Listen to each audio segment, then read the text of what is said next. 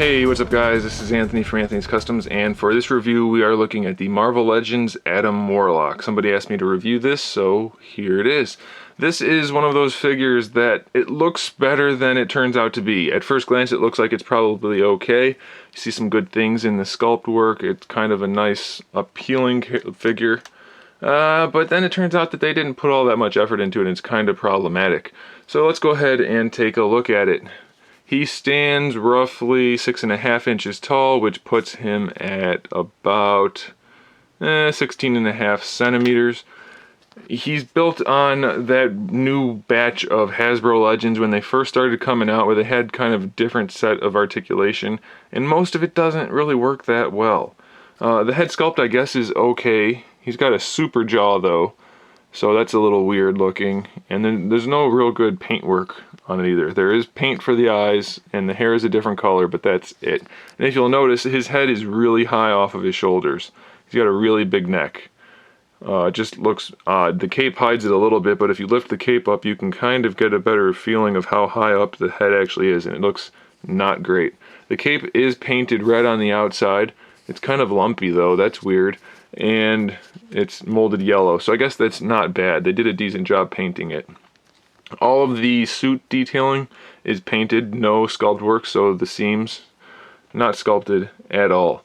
It's just solid molded black plastic or molded red plastic with either, actually it looks like molded red plastic for the arms and legs with black paint, and then just solid black plastic for the torso. The upper torso sculpt, it looks pretty good. It's kind of organic looking, and then he's got a really weirdly shaped abdominal section. It's really flat and just doesn't have any anatomy other than two big pecs in the middle, or abs in the middle. The sculpt work for the arms is okay, but we have really weird elbow joints that you can see inside of, so that's kind of strange. And then the sculpt work for the legs is actually pretty good, except for those knee joints with the kneecaps that stick out, which I don't care for. So it's just strange looking all around. He does come with his stick with a bird on it, I guess. I don't remember buying this actually, and I don't remember if this is his original accessory, to be completely honest. I think it is though. I'm pretty sure it is.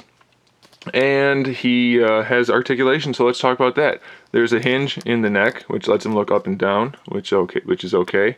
And then he can rotate his head around. His super jaw goes around his super neck, so I guess that's alright. It does look a little awkward though in most poses. He has a hinge for the bicep, a swivel hinge. It's like a fixed ball hinge, as you might call it. There's no bicep swivel built in here, so that limits the posability a lot. You get your swivel down here, which makes it look even uglier, and it's not very practical, so I don't care for that design, but you do get it, and you get your elbow hinge out of that. You get no glove rotation where you would expect it. That comes down here, which isn't a big deal. That's fine.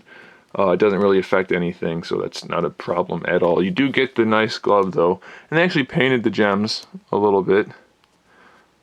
They're okay, I guess. Very minimal paint work, but they are there. And you do get the wrist swivel and hinge. Same articulation on this side, just different sculpt work, and we get the gripping hand. For the torso joint, it lets him lean a little bit. Not much at all. It's mostly just a swivel. Leans a little bit to the sides. Actually, the sides is better than forward and back. So I guess that's okay. It's just no good ab crunch, really. Very minimal. For the hips, as you can kind of tell, they're wide jointed and there's no thigh swivel. So that's going to be really hard to pose this guy effectively at all. Very limited. So the hip articulation / non-thigh swivel, almost useless. You do get your kind of thigh swivel out of the knee joint, which is pretty much useless.